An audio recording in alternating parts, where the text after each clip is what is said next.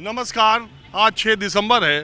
भारत के संविधान के निर्माता बाबा साहब अंबेडकर का परिनिर्वाण दिवस है। आज दिल्ली और मुंबई खास करके इन जगहों पर बाबा साहब को श्रद्धांजलि देने के लिए, उनको याद करने के लिए आम से लेकर खास लोगों का तांता लगा रहता है। मैं आज 26 अलीपुर रोड जो कि विधानसभा के पास है, उस जगह पर आया हूँ, बंगले पर आया हूँ। आप में से बहुत सारे लोग नहीं जानते होंगे कि बाबा साहब की अंतिम सांस इसी जगह पर उखड़ी थी, या उनका इस दुनिया से प्रयाण यहीं इसी जगह पर हुआ था, 26 अलीपुर रोड पर। अब उन्हीं की जगह पर ये अंबेडकर स्मारक यहाँ पर बनाया गया है और देखिए हर तरफ से बड़ी संख्या में लोग बाबा साहब अंबेडकर को याद करने के लिए, उनके विचारों को, उनके बारे में जानने के लिए यहाँ समय समय पर इकट्ठा होते रहते हैं। 26 अलीपुर रोड पर बाबा साहब के अंतिम 24 घंटों के बारे में उनकी धर्म पत्नी सविता अंबेडकर ने अपनी आत्मकथा में बहुत विस्तार से लिखा है। आज भी संसद की कार्रवाई चल रही है। उस समय 1956 में भी 4 दिसंबर की संसद की कार्रवाई में भाग लेने के लिए बाबा साहब अंबेडकर राज्यसभा गए थे। वो उनका आखिरी दिन था संसद में, उसके बाद वो जा न सके, उनकी तबीयत ठीक नहीं थी। वो एक नई किताब लिख रहे थे, उसकी प्रस्तावना लिखने तक पहुंचे थे कि एक रात वो सोए और सुबह उठ न सके। 26 अलीपुर रोड यही दिल्ली का वो बंगला है और इसी समय के आसपास 1956 में इसी जगह पर पूरे देश के विचारक और पूरा देश शोकमग्न था। भारत के प्रधानमंत्री से लेकर राष्ट्रपति सब इसी जगह पर थे और बाबा साहब इस दुनिया को अलविदा कह चुके थे। उनके आदर्शों पर और उन्होंने समाज के एक वर्ग के लिए जो काम किया है, वो पूरे देश के लिए उनके योगदान की तो बात अलग ही है, लेकिन एक वर्ग को, खासकर दलितों, पिछड़ों, शोषितों, वंचितों के लिए जो काम बाबा साहब अंबेडकर ने किया, उससे पिछले 70 सालों में उनकी प्रतिष्ठा एक बड़े समुदाय, एक बड़े समाज के बीच भगवान के बराबर है। और उनके जन्म स्थान, उनके जन्म तिथि और उनके पुण्यतिथि के दिन लोग उसको एक भगवान के अवतरण के तौर पर मनाते भी हैं। मेरे बात करते करते कुछ लोग यहाँ पर इकट्ठा हो गए।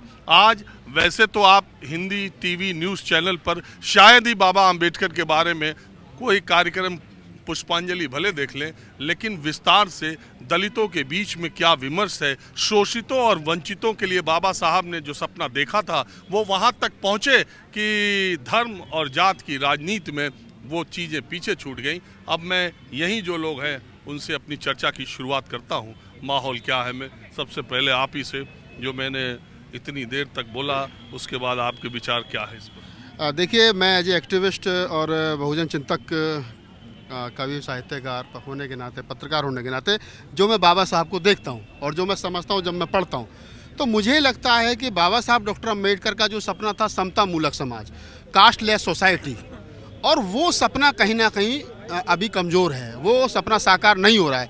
और उसका सबसे बड़ा कारण है कि बाबा साहब डॉक्टर अम्बेडकर के जाने के बाद जो भारत में सरकारें बनी, उन्होंने बाबा साहब डॉक्टर अम्बेडकर का सपना बनाने में या उनकी बात को आगे बढ़ाने का काम नहीं किया।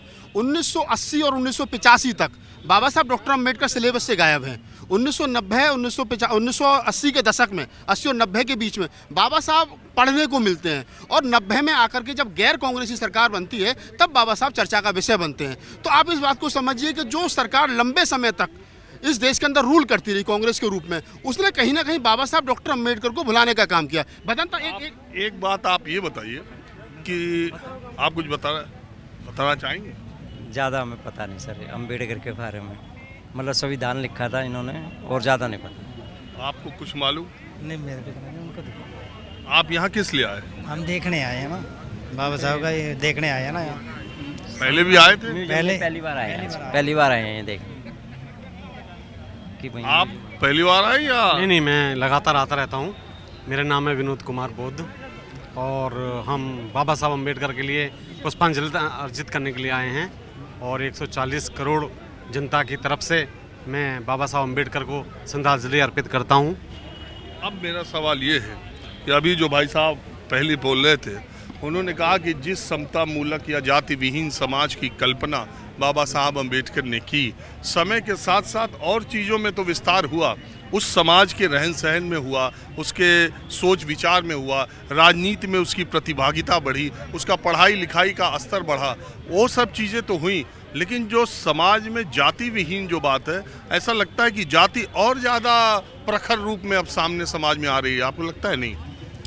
हाँ, बिल्कुल ये ठीक बात है कि बाबा साहब ने जाति विहीन समाज बनाने की बहुत कोशिश की थी और कुछ जो मनुवादी लोग हैं वो इसको नहीं मानते हैं, वो बाबा साहब की विचारधारा का खंडन करते हैं, वो उनके विचारों को भी नहीं फॉलो करते हैं।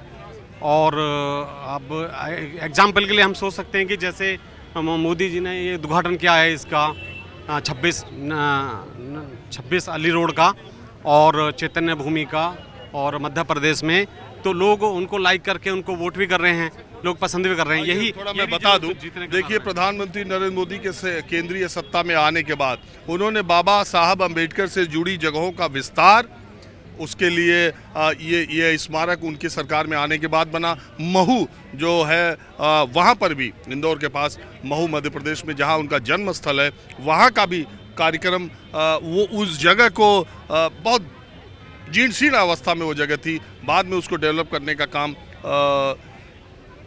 इधर बीच ही हुआ है। और ये आरोप लगते रहे कि कांग्रेस पार्टी ने जो इज्जत, जो मान सम्मान बाबा साहब अम्बेडकर को देना था, वो अपने शुरुआती कार्यकाल से लेके 90 के दशक तक, जब तक दलित आंदोलन काशीराम के हाथों में जाके मजबूत न हुआ, तब तक बाबा साहब अम्बेडकर को वो जगह नहीं मिल पाई थी। और बाबा साहब अम्बेडकर को अपनी जगह तक पहुंचाने में जो योगदान मान्यवर काशीराम और मायावती का है, बहुत लोग ये मानते हैं कि अगर ये दोनों ना आए होते और अगर इस तरह की दलितों, शोषितों, वंचितों की राजनीति को इस मुकाम तक न ले जाते, तो वो जगह आज भी न मिल पाती जो इनकी वजह से मिली। क्यों?